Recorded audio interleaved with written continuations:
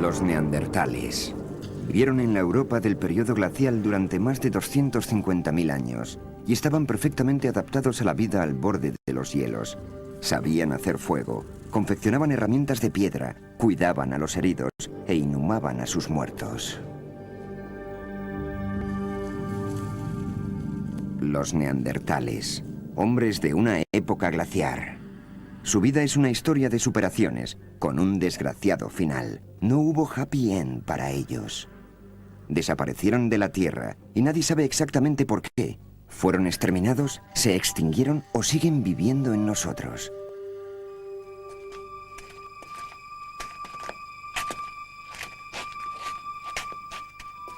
Hace unos 40.000 años se produce un suceso decisivo en la vida del hombre de Neandertal, y es que se topa cada vez con mayor frecuencia con las huellas de unos hombres ajenos a ellos.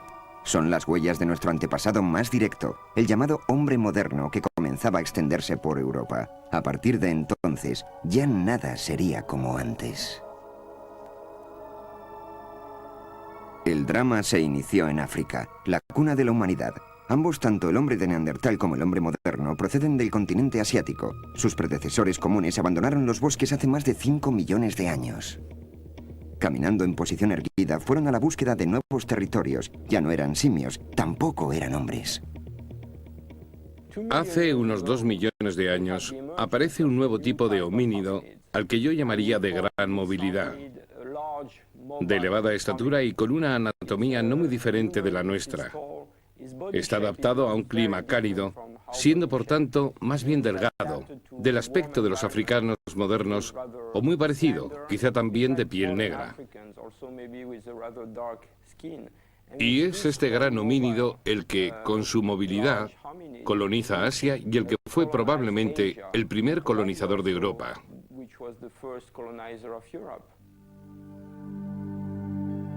Hace 2 millones de años, el continente africano estaba habitado por varias especies distintas de homínidos. De entre ellos, fue el Homo erectus el que abandonó África en primer lugar. El fuego le permitió colonizar las frías regiones septentrionales, pudiendo extenderse por la Tierra con independencia de las condiciones climáticas. Según las circunstancias locales, el Homo erectus dio origen a tipos humanos distintos, de los cuales el europeo fue el hombre de Neandertal.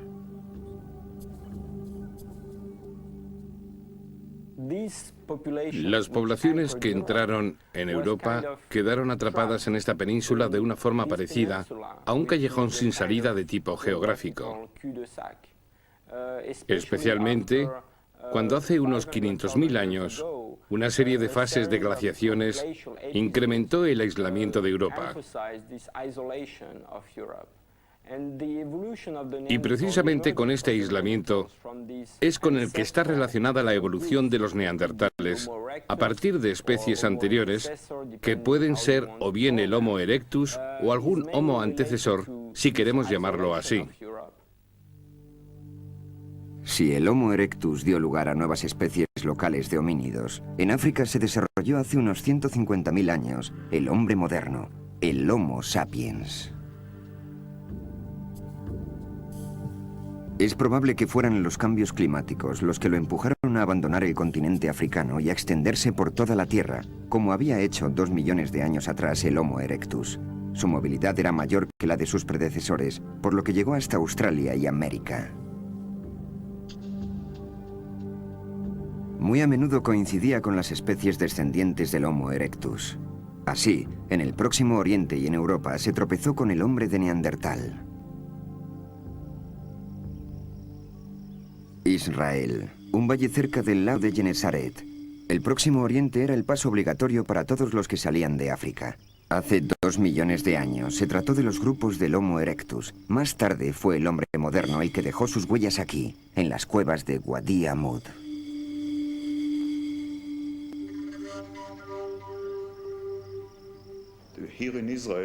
Aquí, en Israel, el fósil más interesante, aún no siendo el más espectacular, es el encontrado en la cueva de Zutili, en Wadi Amud.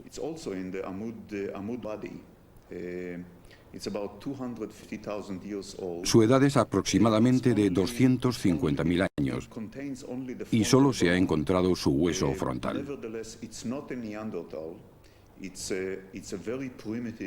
No es un neandertalense, sino un homínido muy primitivo, quizá un Homo sapiens muy antiguo o un Homo erectus tardío. Creo que es uno de los fósiles más sugestivos de Israel.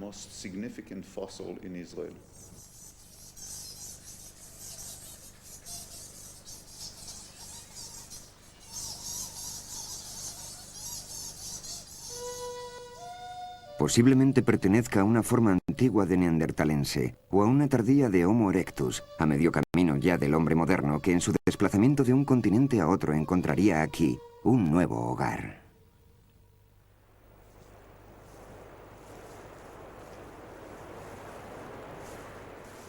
Más tarde el hombre moderno llegó al Próximo Oriente, saliéndole al encuentro los neandertalenses a quienes el hielo y el frío expulsaban repetidamente de sus hábitats septentrionales.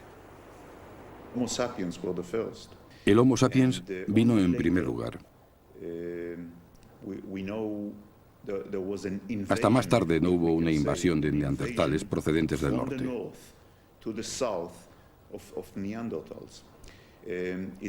No se descarta que hubiera varias oleadas colonizadoras por parte del hombre de Neandertal e igualmente por parte del hombre moderno.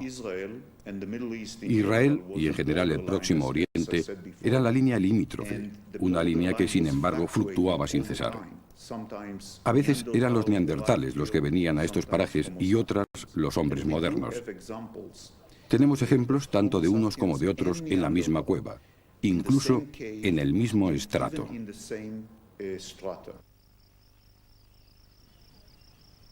Los arqueólogos confían en encontrar en Hayonim pruebas de los encuentros entre el hombre de Neandertal y el Homo sapiens.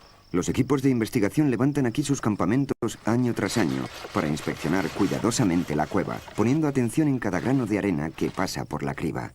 En cualquiera de las paletadas de sedimento podría encontrarse el premio a sus desvelos. Pero aparte de unas pocas esquirlas óseas, no se ha encontrado restos fósiles humanos en Hayonim, por lo que el trabajo sigue siendo de una precisión laboriosa en extremo. Lentamente se retrocede hacia el pasado. Y sin embargo, esta cueva estuvo habitada durante más de 150.000 años. Son numerosos los hallazgos que lo corroboran: utensilios de piedra, huesos de grandes animales y rastros de hogueras.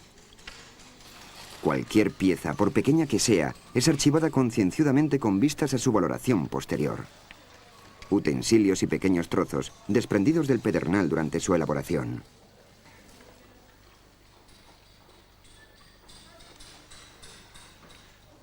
Huesos de animales, los restos de una comida. Aquí desprendieron la carne con ayuda de un cuchillo de piedra.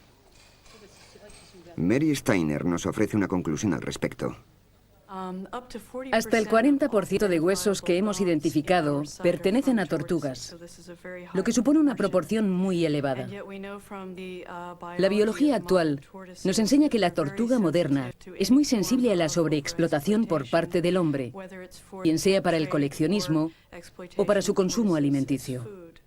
Así pues, una fuerte relación de las tortugas con el homínido primitivo demuestra indirectamente que la población era muy reducida, mucho menor de la que habría más adelante con el hombre del Paleolítico superior. Si la densidad de población era escasa, es muy posible que no se encontraran nunca los grupos de neandertalenses y de Homo sapiens que vivieran en esta región al mismo tiempo. Pero, ¿y si coincidían? Al producirse el encuentro de dos grupos distintos de cazadores y recolectores, podrían darse tres posibilidades. Primera, ignorarse mutuamente. No he visto nada, los otros no están aquí. Segunda, pueden intentar hablar unos con otros, comunicarse de alguna forma. Y la tercera opción es ver en nosotros una especie de animales extraños y cazarlos.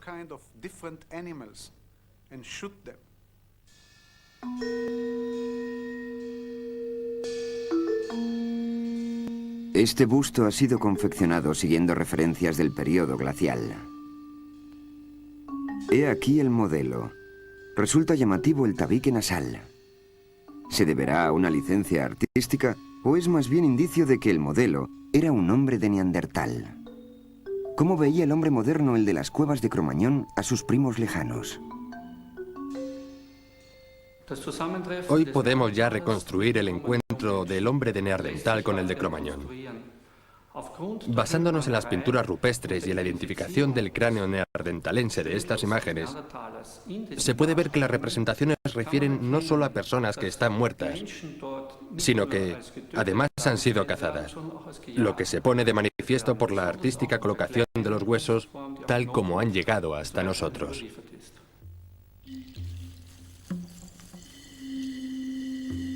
Una tesis un tanto inusual, el que el hombre de Neandertal fuera cazado por el hombre moderno. En opinión de la mayor parte de los científicos, las piezas artísticas mencionadas no surgieron hasta milenios después de la desaparición de los neandertales.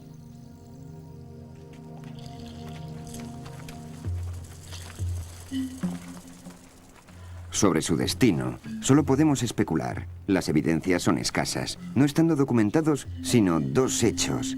El hombre moderno vino y el hombre de Neandertal desapareció.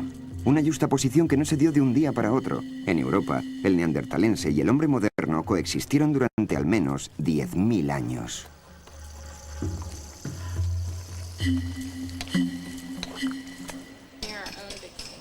Y en el Próximo Oriente durante más de 50.000 años. Pero, ¿qué significa eso exactamente? ¿Que vivieron como vecinos en cuevas contiguas o que en realidad no llegaron a encontrarse nunca? Difícil respuesta, debido fundamentalmente al problema que existe para determinar las épocas. Todos los métodos de datación adolecen de inexactitudes. Así, puede haber una diferencia de cientos, incluso de miles de años, entre dos hallazgos procedentes ambos de la misma cueva y en apariencia del mismo momento histórico. Mire lo que tenemos. Bueno, vamos a ver. En el caso de que sí se hubieran encontrado el hombre de Neandertal y el hombre moderno, ¿qué habría pasado? ¿Se habrían evitado? ¿Habrían combatido unos contra otros?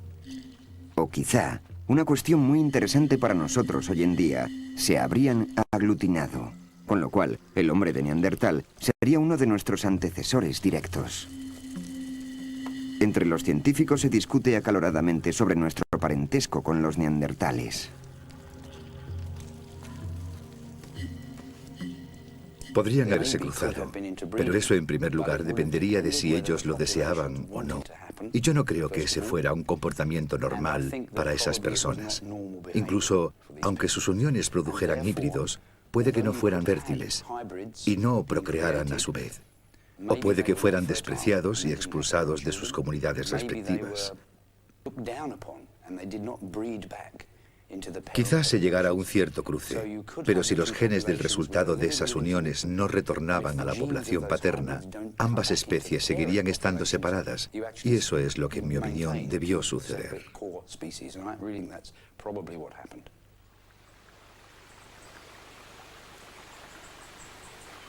El hombre de Neandertal y el Homo sapiens, dos especies básicamente distintas. Desde el punto de vista biológico, el parentesco es muy lejano. En lo tocante a su aspecto, las diferencias son importantes, pero ambos tienen el mismo estilo de vida. Hace entre 150 y 100.000 años, cuando ambas especies vivían en Próximo Oriente, su tecnología era la misma, recolectaban las mismas plantas, cazaban a los mismos animales y elegían los mismos lugares donde instalarse. Mientras en Europa los glaciares avanzaban, las tierras del Próximo Oriente eran fructíferas y ofrecían suficiente alimento tanto para los hombres como para los animales. Muy arriba, en las escarpadas laderas de Wadi Amud, se encuentran las cuevas en las que los científicos han descubierto varios enterramientos neandertalenses. Entre ellos, un hallazgo que podría arrojar algo de luz sobre el parentesco entre el hombre de Neandertal y el hombre moderno.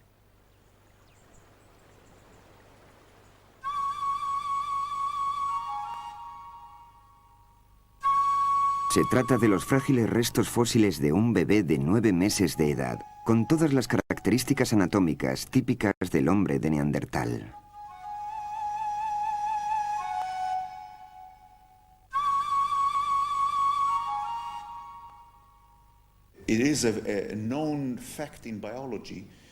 Biológicamente hablando, cuanto más joven es el individuo, más difícil resulta su correcta clasificación.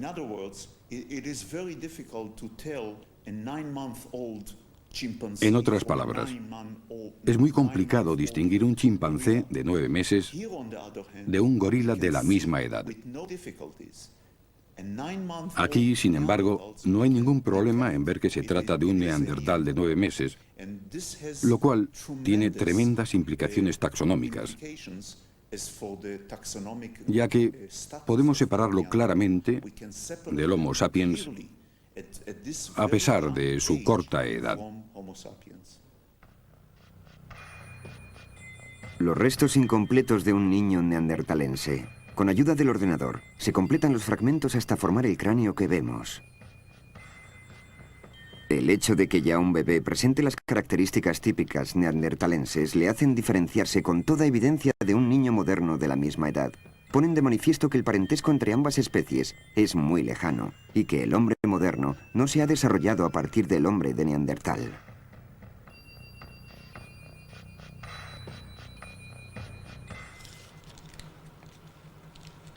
Para la gran mayoría de los investigadores, el hombre de Neandertal es una especie de homínido aparte, no incluido entre nuestros antecesores.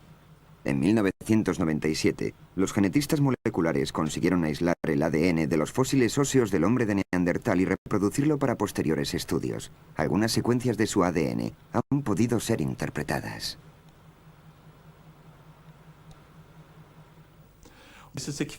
Nosotros sometimos a estudios comparativos las secuencias de ese ADN con las de 4.000 personas procedentes de los más diversos lugares de la Tierra. Observamos que las diferencias en promedio son de 7 pares entre estas 4.000 personas. Sin embargo, las secuencias que tenemos de los neandertales difieren en 27 pares con las de las personas actuales, es decir, en mucho más que los hombres de ahora. Un chimpancé presenta con nosotros aproximadamente 56 diferencias.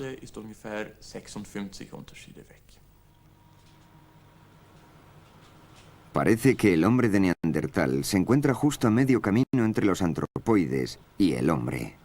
¿Sería pues mitad hombre, mitad animal?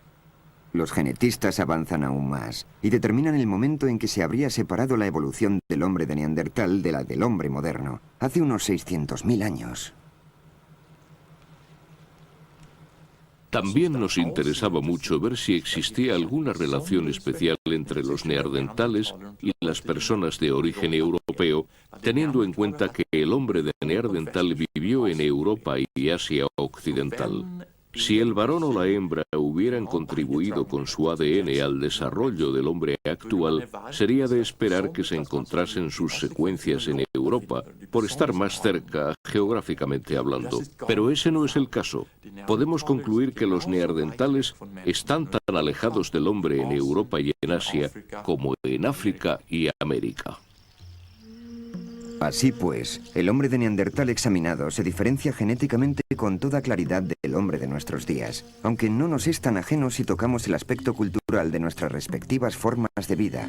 En Israel, fue descubierto en la cueva de Kevara un esqueleto de un hombre de Neandertal casi completo. Aquí se demuestra cómo se ocupaban de su prójimo, cómo se despedían de él. Al borde de la tumba es donde se plantea la duda del puesto del hombre en el círculo de la naturaleza, un pensamiento que nos es bien familiar. Las reflexiones provocadas por lo que vemos nos unen estrechamente al hombre de Neandertal, mucho más de lo que nos separaban las diferencias biológicas. Algunos científicos, sin embargo, creen que simplemente apartaban a sus muertos, pero son muchos los argumentos que hablan en favor de actos conscientes de inhumación y, por consiguiente, de un mundo espiritual complejo.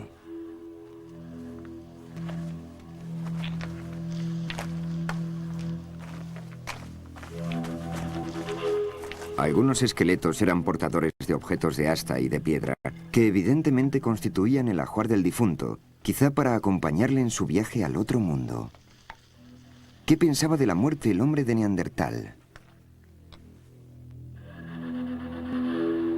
Pero en la cueva de Guevara hay materia para otro tipo de especulaciones, porque resulta llamativo que de un esqueleto prácticamente completo falte precisamente el cráneo. No hemos encontrado el cráneo, por lo que podría ser que los chamanes lo hubieran llevado consigo al instalarse el grupo en una nueva habitación. Comparando con el comportamiento de nuestros contemporáneos, vemos que el separar el cráneo y mantenerlo guardado en un lugar especial forma parte del culto a los antepasados, permitiendo así a la comunidad honrar a una persona en concreto, quizá al fundador de un nuevo grupo, y mantener su memoria durante generaciones.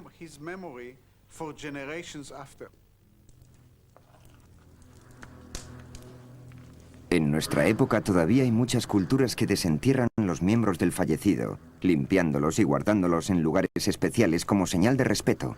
Se ve esto en los cultos africanos a los antepasados, así como en el culto a las reliquias de la Iglesia Católica.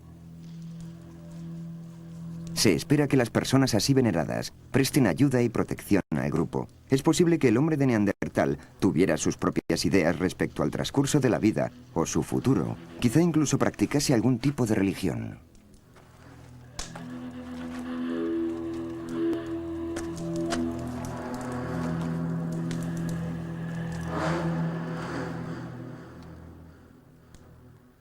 Para mí, eso no demuestra que tuviera un pensamiento complejo o que su espiritualidad fuera comparable a la del hombre moderno. Supongo más bien que se trataría de un vínculo personal con el individuo en cuestión y que no quisieran dejarlo en las cuevas a expensas de hienas y lo despedazaran para comerse. Los primeros enterramientos se originaron, pues, por una relación de respeto con el fallecido y por miedo a las hienas y otros animales. Ese fue el comienzo de la práctica de la inhumación. Yo no veo en ello una expresión de gran espiritualidad.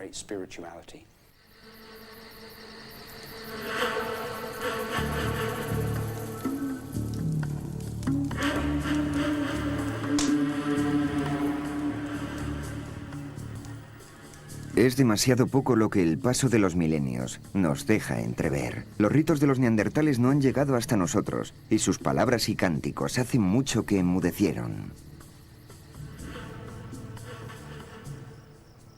¿Tenía el hombre de Neandertal dudas sobre la vida y la muerte? En caso afirmativo, debió de disponer de un elevado índice de capacidad de abstracción, y el pensamiento abstracto presupone la posibilidad de expresar sus pensamientos con palabras. ¿Poseía el hombre de Neandertal un lenguaje articulado tal como nosotros lo conocemos?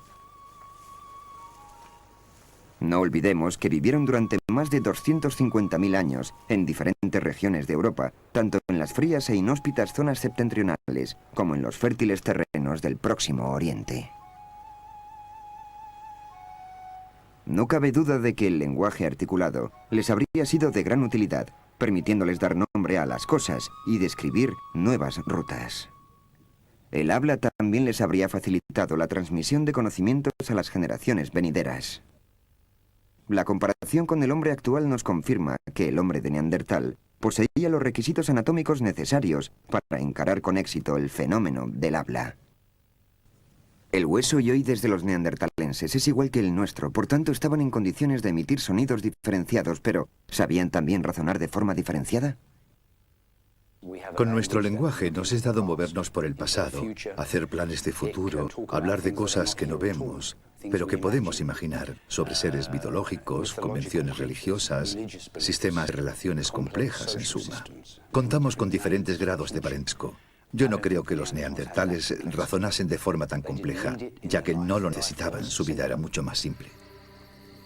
Pero, ¿por qué iba a diferenciarse la vida de los neandertales de la de nuestros predecesores directos, que desarrollaron un lenguaje articulado? Seguro que también el hombre de Neandertal intentó dominar a las fuerzas de la naturaleza.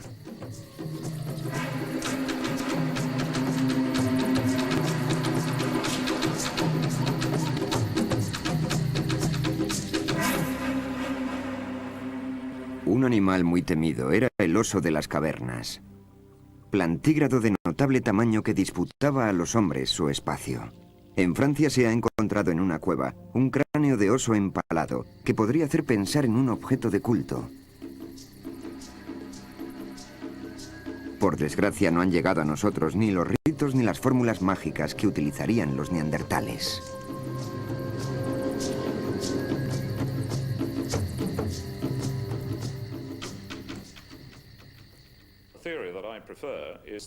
La teoría que yo prefiero es la de que tuvieran un sencillo protolenguaje, similar, seguramente, al de un niño de 2 años, que construye frases simples y cortas. Suficiente para sus actividades cinegéticas, para las que incluso un lenguaje de signos hubiera bastado. Pero se da la paradoja de que el cerebro del hombre de Neandertal es llamativamente grande, mayor incluso que el del hombre actual. ¿A qué se debe que la naturaleza se haya prodigado tanto con ellos, si su cerebro iba a ser infrautilizado? Es un gran misterio que nos plantean los neandertales. El cerebro consume mucha energía, tanto para crecer como para mantenerse en funcionamiento. Según las reglas de la evolución, no parece lógico que se derroche tanta energía en el desarrollo de un gran cerebro, si luego eso no se traduce en una utilidad especial para su adaptación a la vida diaria. En el laboratorio multimedia de la Universidad de Zúrich se ha intentado reconstruir con el ordenador el cerebro del hombre de Neandertal, atendiendo a los datos que ofrecen las partes interiores de los fragmentos de cráneo, en las cuales se ha visto impresa la estructura superficial del cerebro. Pero tampoco este método ofrece una prueba tangible sobre la posibilidad de que hubieran adquirido el lenguaje articulado. Una vez que se ha comenzado a hablar simbólicamente, es mucho más sencillo mentir y engañar a la gente. No cuesta nada. Por lo tanto, una explicación para un cerebro voluminoso es que nos permite defendernos del engaño de otros, dándonos la capacidad de detectar si existe la mentira o no. Yo podría estarle mintiendo a usted ahora mismo, y está en usted el discernirlo o no. Un cerebro grande podría haberse desarrollado por la presencia del lenguaje simbólico, ya que cuanto más desarrollada tenga la facultad de hablar simbólicamente, más fácil le será engañarme a mí, y más difícil será para mí descubrir su engaño. Yo creo que una buena explicación para un cerebro voluminoso es la de que nos da una herramienta para reconocer lo que hay realmente detrás de lo que la gente nos dice en cada momento.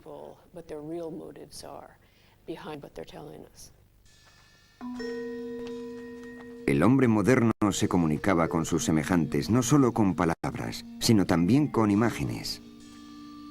Junto a representaciones de animales de un asombroso realismo, encontramos en las cuevas de Lascaux, del sur de Francia, pinturas abstractas cuyo significado todavía no ha sido descifrado.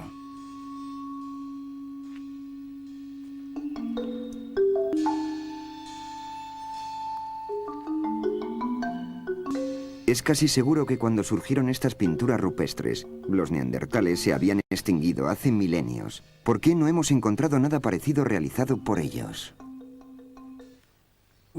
No lo sé. Solo tenemos algunos trozos de almagre con indicios de haber sido trabajados.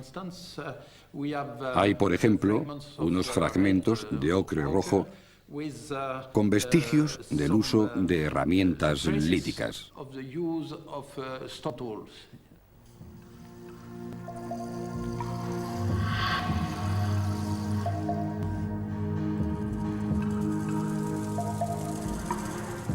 Los neandertales podrían haber adornado su cuerpo y su vestimenta. Las armas y el utillaje con tonos negros, blancos, rojos y terracota, sin que nada de ello llegase hasta nosotros.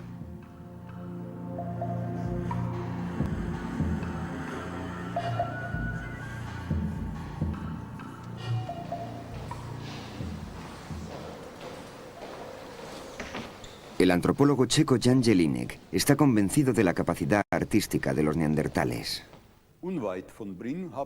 Cerca de Brunn hemos encontrado no solo restos fósiles de neandertales, sino también esta herramienta de cristal de roca, a cuya vista debemos preguntarnos por qué han elegido este cristal de roca translúcido, con este color tan especial, para confeccionar un útil de gran tamaño.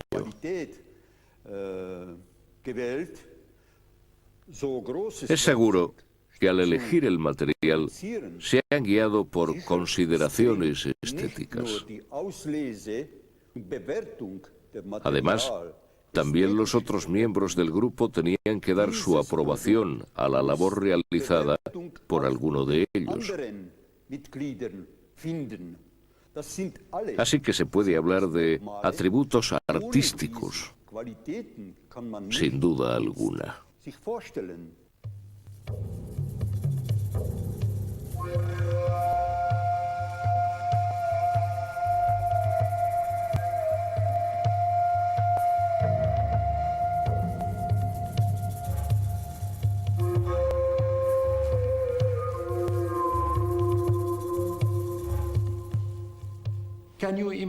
¿Podríamos imaginarnos una comunidad humana sin música, sin canciones? Es imposible. No tenemos prueba alguna de ello, pero es difícil pensar que los neandertales vivieran sin ningún tipo de música.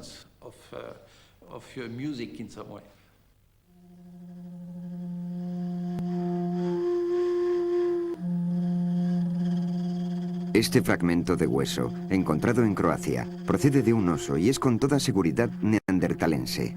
Lo más llamativo son los 4 agujeros que han hecho que algunos científicos lo consideren el resto de una flauta.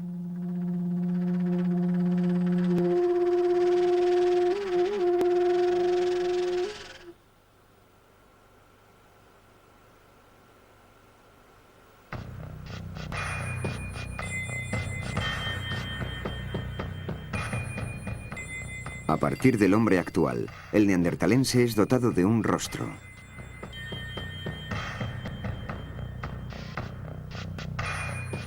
Se determinan los puntos clave del cráneo, lo que nos ayudará a obtener un aspecto aproximado de su apariencia física.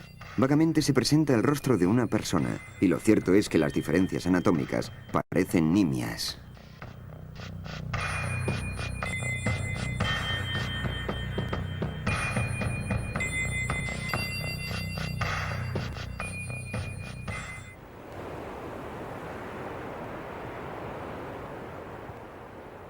Su vida y la del hombre moderno discurrieron durante largo tiempo por senderos muy similares. Sus herramientas eran iguales y su hábitat también.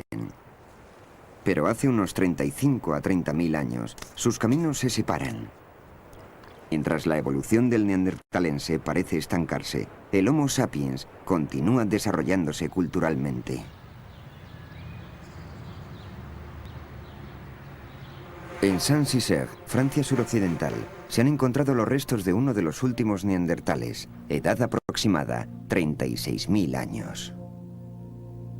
En aquella época, y en esa zona geográfica, los hombres modernos ya estaban muy extendidos, representando una competencia seria para los neandertales que tenían que esforzarse mucho para sobrevivir. Yo no veo evidencia alguna de un cambio sustancial en la tecnología del hombre de Neandertal. Es decir, que en un espacio de 200 a 250.000 años no experimentó ni un desarrollo significativo ni una mayor complejidad. Cuando llegó el momento de coincidir en Europa occidental con el hombre moderno, sí se produce un cambio tecnológico evidente en los últimos neandertales, especialmente en el norte de España y en la parte suroccidental de Francia. Es la fase del llamado chatelperroniense.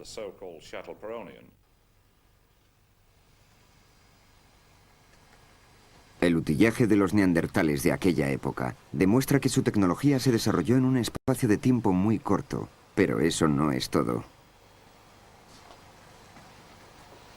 François Lebec Es el descubridor de un hallazgo realmente extraordinario en las cercanías de Saint-Cysère, uno de los pocos objetos del mundo neandertalense no concebido con criterios de utilidad, un colgante de diente de lobo. ¿Es este adorno una realización genuina del hombre de Neandertal o estaba acaso influenciado por el hombre moderno?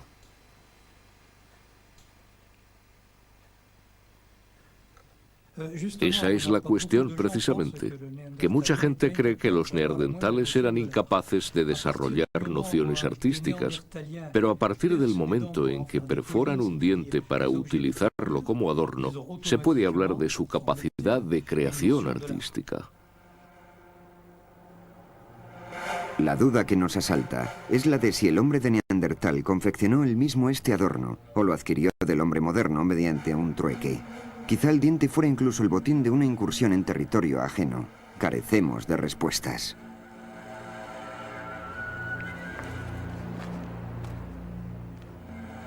El portador sería seguramente un cazador convencido de recibir, a través del talismán, las cualidades de astucia y habilidad del lobo.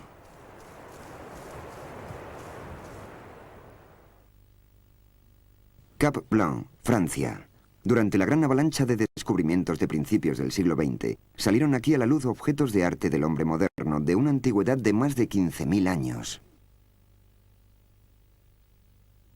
Todas las esculturas y pinturas prehistóricas, descubiertas en ingentes cantidades en Francia, proceden de una época en que el hombre de Neandertal había desaparecido hacía largo tiempo.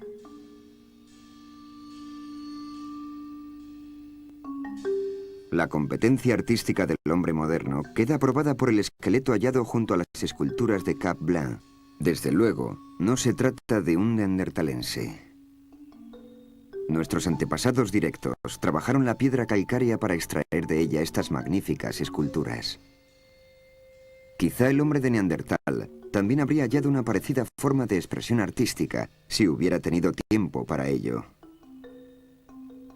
También estas figuras son obra exclusivamente del hombre moderno y son muestra de su amplia y diferenciada capacidad para expresarse artísticamente.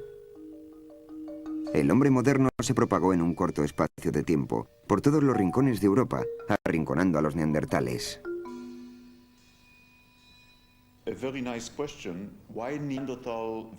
¿Por qué desapareció el hombre de Neandertal? ¿Por qué se extinguió? Seguramente la respuesta está relacionada con el hecho de que estaba muy especializado, dependiendo demasiado, por lo tanto, de las condiciones climáticas y ecológicas de su hábitat. La especialización es un fenómeno extraño desde el punto de vista biológico. Por una parte, permite al individuo especializado colonizar un determinado nicho ecológico, pero por otra, lo conduce a una dependencia excesiva, viéndose esclavizado por las condiciones ecológicas inherentes a cada situación. ¿Fue el hombre de Neandertal víctima de su especialización? Durante más de 250.000 años, se había extendido con éxito por toda Europa a pesar de las fuertes oscilaciones climáticas a las que tuvo que hacer frente. Su situación no se altera hasta que no aparece el hombre moderno. ¿Sería este un conquistador que masacró el autóctono neandertalense a lo largo de incontables batallas?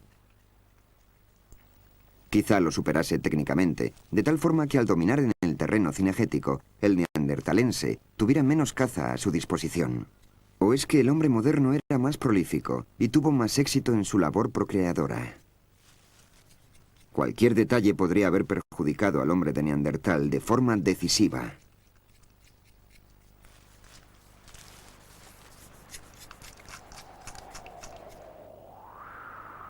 Una nueva ola de frío se extiende sobre Europa.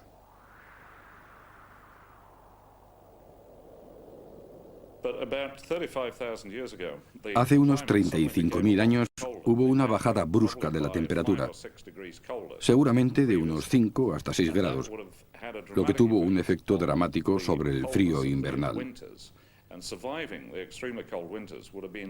La supervivencia dependía, pues, de forma directa del combustible. Pero a su vez, el empeoramiento climático que hacía que los inviernos fueran tan fríos provocó la desaparición de los bosques en amplias zonas de Europa. Precisamente, en la época en que el frío era intenso y se necesitaba mayor cantidad de madera como combustible, es cuando comienzan a escasear los árboles. Por supuesto que tanto el hombre de Neandertal como el Homo sapiens sufrieron sus efectos. Pero la cuestión era, ¿quién fue capaz de sobrevivir? En estas condiciones extremas, son las pequeñas ventajas las que determinan la supervivencia. Los neandertales no solo tenían que luchar contra la naturaleza. Por vez primera se presentaba un competidor que les disputaba el ya escaso sustento y el igualmente vital combustible. Posiblemente aprovechara mejor los recursos el hombre moderno que el de Neandertal. Quizá fuera más previsor y guardara alimentos para consumirlos posteriormente durante el invierno.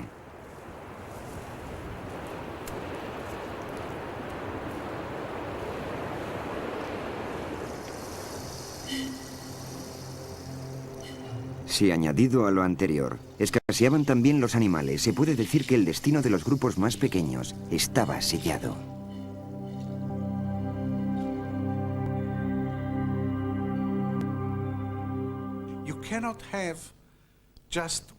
Un grupo de solo 25 o 30 personas no puede sobrevivir por sí solo. Una población biológicamente viable debe contar al menos con 250 individuos viviendo en comunidad reproductora, ya que de lo contrario, el grupo está condenado a la desaparición.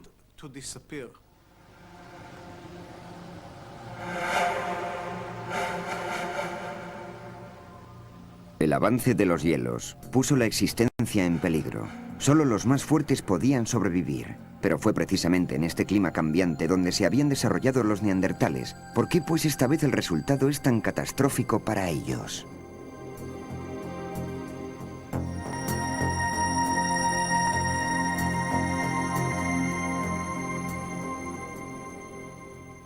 Yo creo que el clima era muy poco estable en la época en la que el hombre de Neandertal se extinguió y el hombre moderno vino a Europa. Lo que había sucedido anteriormente es que en los periodos glaciales los neandertales habían muerto en las zonas malas y sobrevivido en las más cálidas, de forma que regresaron a las primeras cuando mejoró el clima. Pero ahora, por primera vez en su historia, había otros habitantes en el continente, una especie que, en mi opinión, se encontraba en mejores condiciones para adaptarse a los cambios medioambientales que ellos. No se trató de una gran superioridad, porque en ese caso los neandertales habían desaparecido mucho antes. Antes bien, transcurrieron muchos miles de años hasta que se extinguieron en Europa.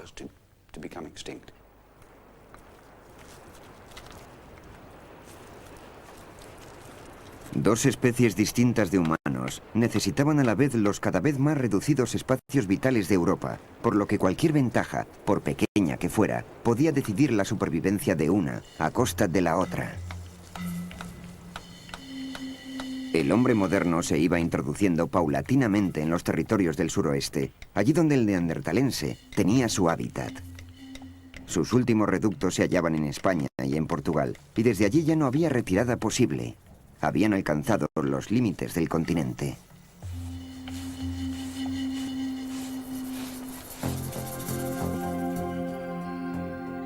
Gibraltar, el final de su recorrido. Porque por mar era imposible seguir adelante. La búsqueda de los últimos neandertales nos trae a estos lugares.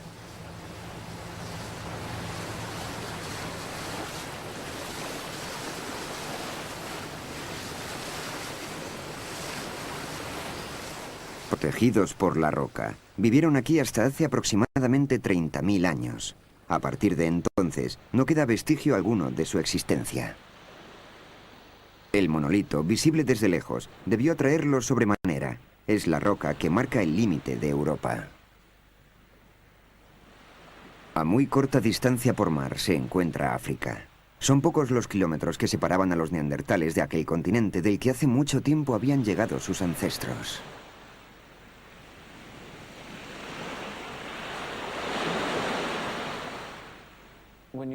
Si nos situamos aquí en la costa, en Gorham's Cave, divisando África ahí enfrente, no podemos dejar de preguntarnos qué sintieron los últimos neandertales. Es seguro que vieron tierra y es muy probable que quisieron llegar hasta allí. Quizá lo hicieran. El hecho de que no se haya encontrado evidencia alguna no quiere decir que no lo intentaran. Quizá algún día encontremos vestigios de ese viaje. Gibraltar y Jebel Moussa en la otra parte están tan cerca uno de otro que los antiguos griegos llamaban a este lugar el río del océano. Es como una corriente de agua muy ancha. Seguro que algunos neandertales intentaron cruzarlo. No sé si lo lograrían, pero debieron preguntarse cómo se podría llegar hasta ahí enfrente. La historia del descubrimiento del hombre de Neandertal en la roca comenzó en 1848 con una explosión. Fue en los trabajos de una cantera donde, a consecuencia del estallido, se liberó un cráneo, cuya importancia no fue apreciada hasta años después. A partir de ese momento, se le siguió la pista.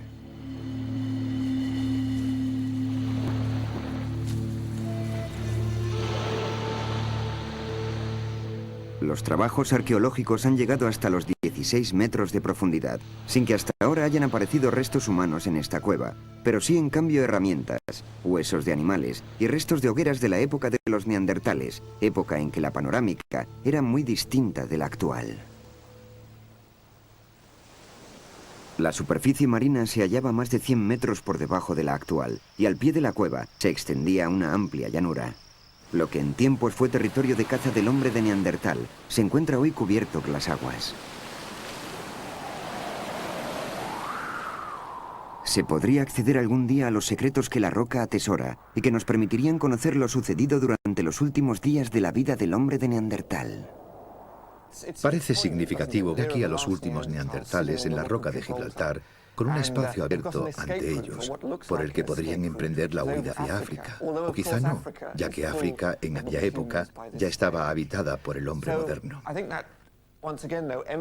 Yo creo que esta situación demuestra bien a las claras que los neandertales poseían posibilidades limitadas. Estaban bien adaptados a determinadas condiciones ambientales, pero no eran tan buenos a la hora de buscar soluciones para los problemas que surgían a medida que tenían que trasladarse a nuevos territorios. No pudieron ni construir una sencilla embarcación. No eran capaces de hacerlo. Y yo creo que no tenían esa capacidad porque en su sistema social no existía una comunidad que dijese: vamos, ve, multiplícate y coloniza territorios, extiéndete y puebla toda la tierra, que en eso somos muy buenos. Aquí finaliza la historia del hombre de Neandertal. Lo que queda es nuestra toma de conciencia de que no hemos sido los únicos sobre la Tierra. Imaginemos que hace 30.000 años ocuparon el mismo espacio vital dos especies equivalentes. A los habitantes de hoy en día les cuesta aceptar que no hace tanto tiempo existió una especie muy parecida a la nuestra, quizás con las mismas capacidades para el desarrollo de una cultura. También es difícil de aceptar que una especie que había superado tantas dificultades a lo largo de su historia fuera llevada a la extinción por otra especie. Hay que pensar en la prehistoria como en una historia de ganadores y perdedores. En un sentido histórico, los neandertales fueron los perdedores. Como tantas otras especies antes de él, también el hombre de Neandertal había llegado a un punto en que ya no le fue posible continuar. El principio evolutivo afirma que la extinción es la regla y la supervivencia una excepción. Ellos se atuvieron a las reglas y dejaron el campo libre para otra especie, con lo cual el hombre de Neandertal solo es uno de los muchos capítulos de la evolución que han tocado a su final. Resulta muy sugestivo jugar con la idea siguiente. ¿Qué sucedería hoy si los neandertales hubieran sobrevivido unas 1000 generaciones más? ¿Vivirían en rascacielos o en un jardín zoológico? ¿Y cuáles serían las consecuencias para ellos? ¿Darían lugar a sentimientos racistas por ser tan distintos a nosotros? Quizá habrían contribuido a hacer desaparecer la frontera que mantenemos frente a los animales, porque con el hombre de Neandertal habría habido un individuo intermedio entre nosotros y el chimpancé, con una organización social, formas de comunicación, etc. A lo mejor no nos hubiéramos distanciado tanto del chimpancé y del gorila como lo hemos hecho actualmente. Si hubiera sobrevivido hasta nuestra época actual, ¿qué lugar ocuparía en nuestra sociedad? ¿Lo veríamos como a un animal? ¿Como hacemos, por ejemplo, con nuestros parientes los chimpancés? ¿O habría un lugar para él en la moderna sociedad industrial? Posiblemente, nuestra cultura sería muy distinta de no haberse extinguido el hombre de Neandertal.